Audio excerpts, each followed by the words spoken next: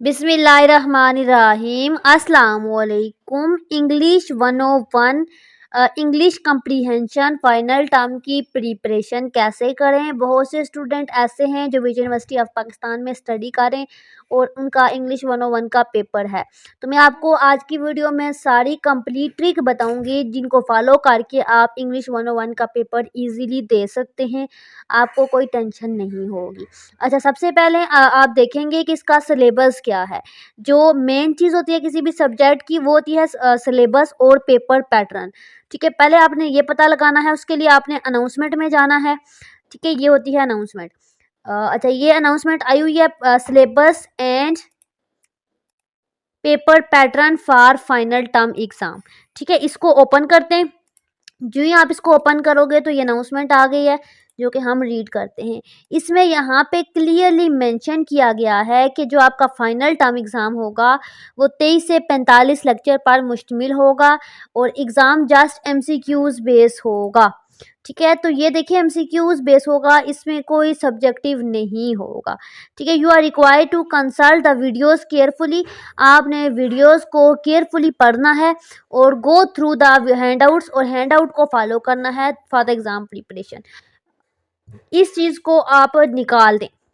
ठीक है, अगर आप इंग्लिश 101 के स्टूडेंट हैं तो वीडियो को आप छोड़ दें, आप जस्ट हैंड आउट को फॉलो करें। बेशुमार वीयू के व्हाट्सएप ग्रुप्स हैं जिसमें आपको इनकी फाइल्स मिलती हैं, आप उनको भी छोड़ दें, आप जस्ट हैंड आउट को फॉलो करें। अच्छा, सबसे पहले हम हैंड आउट को ओपन करते हैं। ये हैं बेसिकली वो हैंड आउट जो लेक्चर 23 से लेकर लेक्चर 45 तक आपने प्रिपेयर करने हैं। अब आपका पेपर जो होगा वो क्या होगा, एमसीक्यूज बेस होगा, यानी कि आपको इंग्लिश नहीं लिखनी पड़ेगी। तो ये आपके लिए बहुत इजी हो गया है। अब आपने करना क्या है, सिंपली एक लेक्चर के अंदर सबसे मेन चीज़ होती है हाइडिंग। ठीक है, फिर सब हाइडिंग, फिर उसके पार्ट्स या टाइप्स जो भी हों। यहाँ पे क्या लिखा हुआ है, राइटिंग इफेक्टिव सेंटेंस। अच्छा, कह रहे हैं कि जब इफेक्टिव सेंटेंस को आप लिखते हो तो उसमें यूनिटी होनी चाहिए, कोहेरेंस होना चाहिए और एम्फेसिस होने चाहिए। अब बहुत से स्टूडेंट ऐसे होंगे जिनको नहीं पता होगा यूनिटी क्या है, कोहेरेंस क्या है, एम्फेसिस क्या है।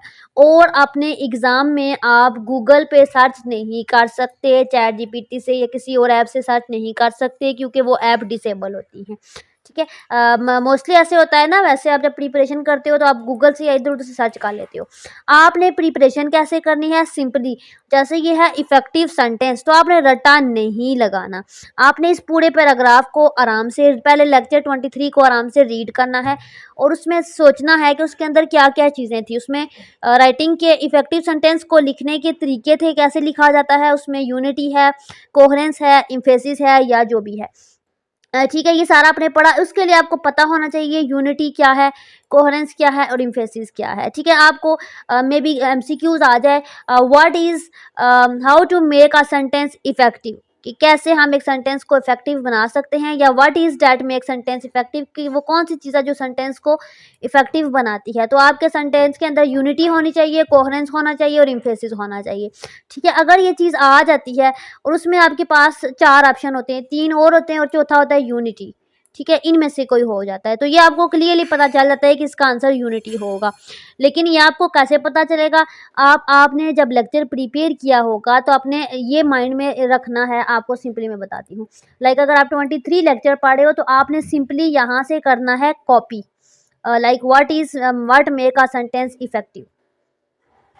ठीक है, ये पैराग्राफ लाइक जितना भी आप कॉपी करते हैं, मैंने इतना इसको राइट क्लिक करके किया कॉपी। अब हम क्रोम ब्राउज़र पे आते हैं। अच्छा, ये मैंने वीडियो भी बनाई है कि वीयू में पेपर कैसे देते हैं। ये पेपर देने से पहले ये वीडियो आप देख लेना, लिंक मैं इसी वीडियो की डिस्क्रिप्शन में ऐड कर दूंगी। अच्छा, यहाँ से प्लस के आइकन में जाएंगे और यहाँ पे लिखेंगे गूगल ट्रांसलेटर, क्योंकि मुझे पता है वीयू में जितने भी लोग बीएस करने आते हैं उनका फर्स्ट सेमेस्टर होता है जिसमें आप इंग्लिश 101 पढ़ते हो, तो आपको बहुत ज़्यादा मसला होता है, आपको इंग्लिश के वर्ड ही नहीं समझ आ रहे होते। तो आप गूगल ट्रांसलेटर ऐप ओपन करोगे, ठीक है, ये सर्च करोगे यूआरएल और आपके पास इस तरह का इंटरफेस आएगा। यहाँ पे कंट्रोल वी से ये वाला टेक्स्ट पेस्ट करोगे तो ये कह रहे हैं oops Google translate response please try again. अच्छा, इसकी वजह ये है कि हमने बहुत ज़्यादा टेक्स्ट लिख लिया है, इसको थोड़ा सा हम डिलीट कर देते हैं। ठीक है। अगर आप ये लिख नहीं सकते तो आप माइक पे बोल भी सकते हो। अच्छा, अब आपने इसकी उर्दू करनी है तो यहाँ से आपने राइट क्लिक करके इस बॉक्स के अंदर उर्दू लिख देना है। जो ही आप उर्दू लिखोगे तो आपके पास ये वो कह रहे हैं कि वो क्या चीज़ है जो जुमले को मुअस्सर बनाती है। तो आपने सिंपली लेक्चर नंबर 23 इसी तरीके से एक-एक पार्ट को यहाँ पे गूगल ट्रांसलेटर में डालना है और आपने उसका उर्दू रीड करनी है। अब मुझे पता है कि आप एक दफ़ा अगर उर्दू रीड करते हो किसी लेक्चर की तो आपको प्रॉपर्ली पूरी चीज़ समझ आ जाएगी कि इस लेक्चर के अंदर ये क्या चीज़ बात कर रहे हैं। ठीक है, जैसे यहाँ पे सामने लिखा हुआ है वो क्या चीज़ है जो जुमले को मुअस्सर बनाती है। Like what is that make sentence effective. बहुत से स्टूडेंट को इफेक्टिव का मतलब नहीं पता होता। तो आपने लेक्चर 23 जब लाइक प्रिपेयर कर रहे हो तो आपने इस तरीके से सारा प्रिपेयर करना है। अब प्रिपेयर तो आपने कर लिया, लाइक आपने 23 से 45 तक जितने लेक्चर थे सारे कंसेप्ट क्लियर कर लिए। आपने इधर गूगल ट्रांसलेटर में उर्दू में कन्वर्ट करके समझ लिए। अब आपका मसला क्या है, लाइक अगर आपका पेपर आता है तो वो एमसीक्यूज बेस आता है। स्क्रॉल डाउन करते हैं, लाइक कहीं और चले जाते हैं। अच्छा, यहाँ पे एक लाइक अगर आपका एमसीक्यूज आ जाता है यहाँ से, a good paragraph has dash, कि एक अच्छे पैराग्राफ के अंदर क्या होती है, तो उसके ऑप्शन आ जाते हैं। यूनिटी होती है, या लेंथी होती है, या कुछ भी। ठीक है, 4 ऑप्शन आ जाते हैं। तो आप सिंपली उन 4 ऑप्शन को अपने एमएस वर्ड फाइल को ओपन करो। ये होती है एमएस वर्ड फाइल। ठीक है, ये आपको एग्जाम में अलाउ होती है, आप इसको यूज़ कर सकते हो, इस पर कोई रिस्ट्रिक्शन नहीं होती। आप रिव्यू पे जाओगे और यहाँ पे थिजारस पे जाओगे। थिजारस में आपकी डिक्शनरी होती है, आप कुछ भी यहाँ पे सर्च कर सकते हो। यहाँ पे थिज़ॉरस पे जाएंगे तो ये राइट साइड पे टॉप पे जाएंगे, यहाँ पे हम सर्च करते हैं कुछ भी। तो यूनिटी, लाइक मैंने यूनिटी सर्च किया तो ये देखिए यूनिटी के जितने भी सेम मीनिंग थे, एग्रीमेंट, हारमोनी, ठीक है, सारे आ जाएंगे। और इसके अगर आप कहते हो सिनोनिम ना आए, इसका ऑपोजिट आए, इंटरनम आए, तो यहाँ पे ये इस पे ड्रॉप डाउन मेन्यू पे जाएंगे तो ये इसके आपके पास ऑपोजिट शो हो कर देगा। ये देखें, इसको स्क्रॉल डाउन करें तो ये जिस इसके सिनोनिम सेम मीनिंग यहाँ तक शो कर रहा है और इस ड्रॉप डाउन मेन्यू से नीचे ये इसके ऑपोजिट वर्ड शो कर रहा है। बताने का मकसद ये है कि अगर आपके पेपर में एक एमसीक्यूज आता है और उसके 4 ऑप्शन होते हैं तो आप लाइक अगर मैंने आपको पहली ट्रिक क्या बताई कि आप अपने लेक्चर को अच्छे से रीड करो। अगर आपको इंग्लिश पढ़ना नहीं आती उसको गूगल ट्रांसलेटर में डालो। जब आप गूगल ट्रांसलेटर में डालोगे तो वो पूरे पैराग्राफ की उर्दू करके दे देगा।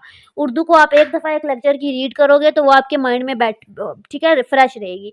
सारे लेक्चर को इसी तरह करो, आपका इतना कंसेप्ट क्लियर हो कि यूनिटी जब आपके माइंड में आए तो आपको फ़ौरन आ जाए कि मैंने जब गूगल ट्रांसलेटर में डाला था तो यूनिटी के पैराग्राफ में ये मेन चीज़ें थी।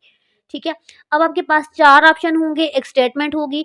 मे बी आपसे ऐसा क्वेश्चन पूछ लें, लाइक पूछ लें यहाँ पे remember do not include any information. अब आपको ये नहीं पता इंक्लूड किसको कहते हैं। ठीक है, मोस्टली स्टूडेंट को इंग्लिश का एक सेंटेंस जो लाइक पेपर में अगर आता है उसके 4 ऑप्शन होते हैं तो वो पता ही नहीं होता सेंटेंस में बोल क्या रहे हैं।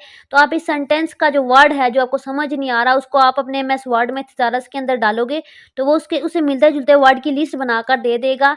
तो आपको पता चल जाएगा कि ये इसमें से कौन सा, ये किस चीज़ की बात हो रही है। आपको ईजिली क्वेश्चन समझ आ जाएगा। जब आपने गूगल ट्रांसलेटर से ट्रांसलेशन उसकी आपने पढ़ी हुई थी तो आपके कंसेप्ट क्लियर होंगे और यहाँ से थिजारत से आपको बता देगा कि को सवाल क्या पूछ रहे हैं। तो फिर उसके बाद जो ऑप्शन होंगे उनका अगर आपको कोई मतलब नहीं पता उस वर्ड को थिजारत में डालोगे तो उसका भी आंसर आ जाएगा। तो यहाँ से आपको बहुत ज़्यादा हेल्प मिलेगी आपको इंग्लिश का पेपर अटेम्प्ट करते हुए। जिन लोगों की इंग्लिश वीक है उनको मेरी वीडियो ये बहुत हेल्प करेगी। आप इस ट्रिक को फॉलो करें, प्रैक्टिस करें, इंशाल्लाह आपके लिए बहुत आसानी होगी। अगेन बता देती हूँ क्या बताया है। 23 से 45 लेक्चर तक आप पैराग्राफ की प्रिपरेशन करें, करते हुए गूगल ट्रांसलेटर को यूज़ करें। वहाँ से आपको पैराग्राफ की उर्दू बनाकर देगा, आपको सेंटेंस की उर्दू बनाकर देगा। वहाँ से आप उसको एक दफ़ा रीड करें, आपका सारा कंसेप्ट क्लियर हो जाएगा उसके अंदर ये क्या पूछना चाह रहे हैं। और जब आपका कंसेप्ट क्लियर हो जाएगा आपके एग्ज़ाम में सिंपली एमसीक्यूज आएंगे। इंग्लिश तो आपको लिखनी नहीं पड़ेगी। पहले जब मैंने इंग्लिश 101 पढ़ी थी 2019 में, तब ये था कि हमें क्वेश्चन के आंसर भी देने पड़ते थे। तो उसके लिए हम जब पैराग्राफ अपनी क्रिएटिव राइटिंग लिखते होते थे, क्रिएटिविटी यूज़ करते थे, उसके अंदर हमें इंग्लिश के वर्ड नहीं लिखने आते थे तो हम थिजारस को यूज़ करते थे। और ईजी वर्ड लाइक सैड लिखना चाह रही थी तो सैड के में सर्च करती थी, उससे रिलेटेड थोड़े अच्छे वाले उसके ऑप्शन देता था, सिनोनिम एकदम सेम मीनिंग देता था। तो थोड़ा-सा जो अट्रैक्टिव लगता था मैं उठा के अपने सेंटेंस के अंदर ऐड कर देती थी, ठीक है? तो इस तरीके से इसने मेरी बहुत ज़्यादा हेल्प की है इंग्लिश लिखने में।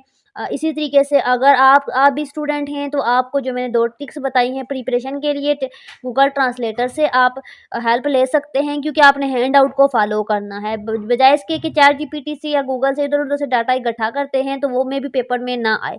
लेकिन अगर आपने गूगल ट्रांसलेटर से अपने लेक्चर की जो अंदर टॉपिक हैं उनके जो पैराग्राफ हैं उनको कॉपी करके वहाँ से अपने उर्दू को रीड किया है, कंसेप्ट को क्लियर किया है, तो इससे आपके कंसेप्ट, अगर आप ये इंग्लिश का पैराग्राफ पढ़ते हैं, कुछ लोग होंगे जो बहुत एक्स्ट्रा इंटेलिजेंट होंगे, जो एक दफ़ा इस पैराग्राफ को रीड करते हैं तो उनको समझ आ जाती है कि इसमें क्या बात हो रही है। लेकिन व्यू में बहुत से ऐसे स्टूडेंट हैं जो कहेंगे ये तो फ़िज़ूल बात कह रही है, इसका तो कोई फ़ायदा नहीं है। लेकिन बहुत से ऐसे स्टूडेंट हैं जिनको नहीं समझ आती पढ़ के कि पैराग्राफ का क्या मतलब है, रिलेट का क्या मतलब है, तो वो उसमें डालेंगे तो वो फ़ौरन उर्दू बनाकर दे देगा, जैसा कि मैंने आपको दिखाया है। ठीक है? उस उर्दू को एक दफ़ा पढ़ने से आपका सारा कंसेप्ट क्लियर हो जाएगा। जब पेपर में एमसीक्यूज़ आ जाएगा, एमसीक्यूज़ की स्टेटमेंट को पढ़ना है, पढ़ने के बाद 4 ऑप्शन होंगे, आपने देखना है कौन-सा ऑप्शन हो सकता है ठीक, तो उसके लिए आपको थिज़ारस हेल्प आउट करेगा काफ़ी हद तक। अब ये हो गया तरीका। अब दूसरा है वीयू की फ़ाइल्स, तो बेशुमार वीयू के व्हाट्सएप ग्रुप्स हैं, उसमें फ़ाइल्स आती हैं, उनको भी फ़ॉलो करें, लेकिन पहले प्रेफ़र हैंड आउट को दें। आपकी फ़र्स्ट प्रेफ़रेंस हैंड आउट होनी चाहिए। उसके बाद अगर आप हमारे व्हाट्सएप ग्रुप जॉइन करते हैं तो हमारी प्रॉपर अपनी व्हाट्सएप कम्युनिटी है, जिसके अंदर हमारे बेशुमार व्हाट्सएप ग्रुप्स हैं। आप हमारे व्हाट्सएप ग्रुप्स जॉइन करें। इसमें भी हमारी आपको बेशुमार फाइल्स मिल जाएँगी, आपके सब्जेक्ट से रिलेटेड। आपको कोई भी फाइल चाहिए तो ये हमारी कम्युनिटी के अंदर आपको मिल जाएगी। बाकी आपका कोई क्वेश्चन है, कोई क्यूरी है, आप मुझसे पूछें और पेपर की प्रिपरेशन करें। मैथ की वीडियोज़ अगर आपको चाहिए तो मैथ की पूरी प्लेलिस्ट आपको मेरे चैनल पे मिल जाएँगी। आपको किसी को फॉलो करना